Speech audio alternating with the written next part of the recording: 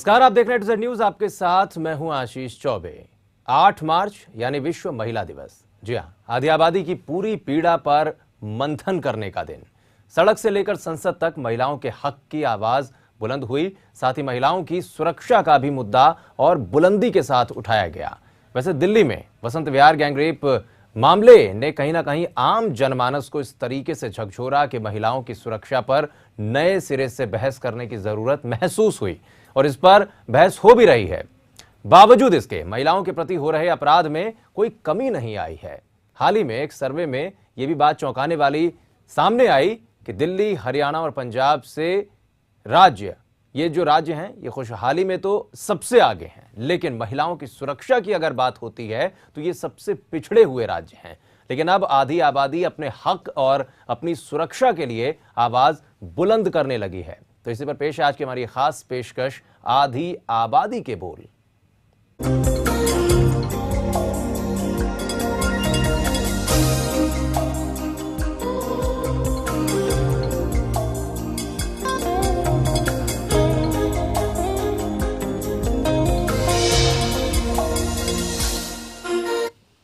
तो संसद के दोनों सदनों में महिलाओं के प्रति बढ़ते आपराधिक मामलों को देखते हुए ये पूरा सदन गूंजता रहा इन्हीं बातों से। ये भी सवाल उठा कि सिर्फ कानून बना देने भर से बात नहीं बनने वाली, बल्कि इसमें बदलाव, मानसिकता और सामाजिक स्तर पर भी लाने की जरूरत महसूस की जा रही है। तभी महिला अपराधों में कमी लाई जा सकती है। तो वहीं संसद में महिलाओं को 33% आरक्षण देने के लिए अटके विधेयक को भी पास कराने की मांग की गई।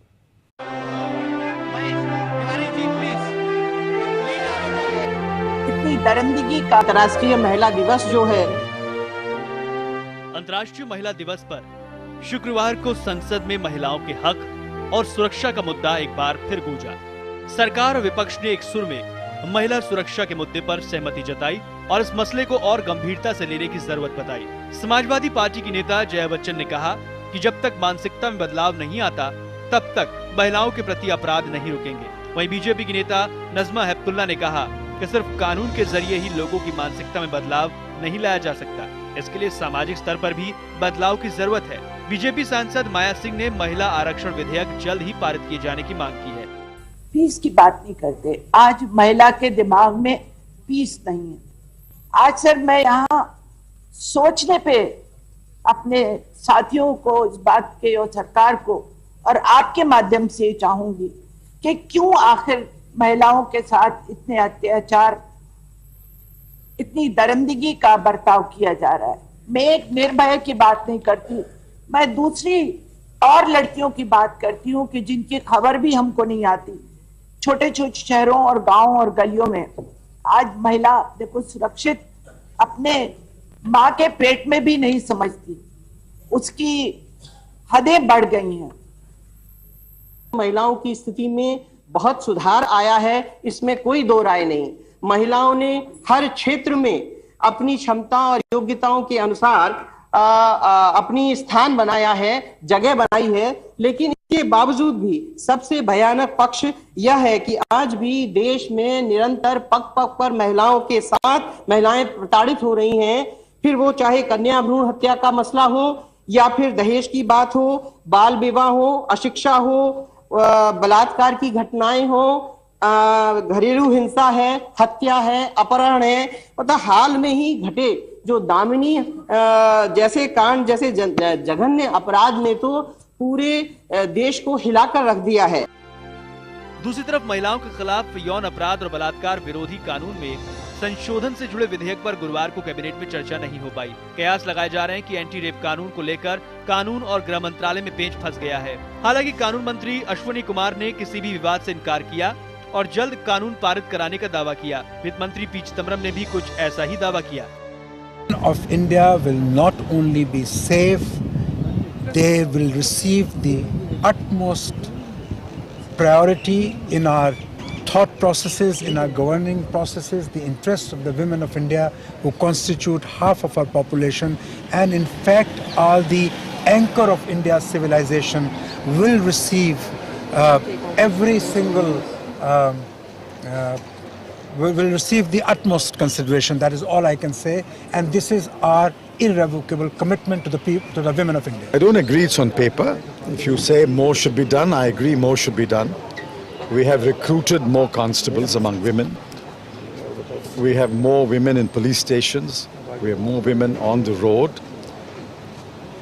We are, of course, directly responsible for Delhi, but state governments have to do more in their respective states. And only yesterday I got a proposal from the Ministry of Home Affairs that they wish to recruit more women constables, and we are looking at it. The gender budget has provided a little over 97,000 crore. I think you should granulate the budget of every ministry and you will see how much has been allocated for women-specific or women-related programs.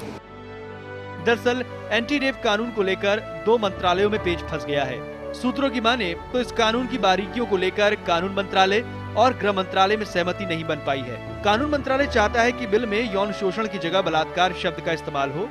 सहमति से sex की उम्र 16 साल कर दी जाए। गौरतलब है कि पिछले महीने जारी अध्यादेश के स्थान पर इस विधेयक को लाया जा रहा है।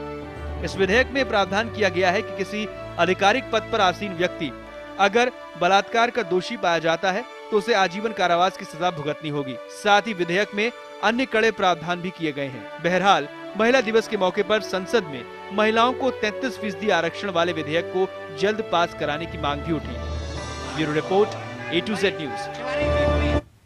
तो महिलाओं को सुरक्षा दिए जाने को लेकर बहस लगातार चल रही है। तमाम महिला संगठन ये कहते हैं कि जस्टिस वर्मा कमेटी की जो रिपोर्ट है, जो उसमें संशोधन बताए गए, जो अध्यादेश सरकार की तरफ से लाया गया, कहीं ना कहीं वो कानून के तौर पर बनना बड़ा मुश्किल हो रहा है। 2 मंत्रालयों के बीच में चीज़ें फंसती जा रही हैं। तो कुल मिलाकर समझना ये होगा कि आखिर सुरक्षा देनी है तो किस तरीके से देनी है, और ज़रूरत सुरक्षा की सबसे ज़्यादा कहाँ पर आती है, किस कारण से महिलाओं को सुरक्षित करने की बात उठ रही है। शायद ये तमाम बातें सोचना भी ज़रूरी होगा। उसके बाद ही ये तमाम जो बातें कर रही हैं या की जा रही हैं वो अमल में शायद आ पाएंगे। एक छोटा सा ब्रेक लेते हैं, जल्द हाजिर होते हैं।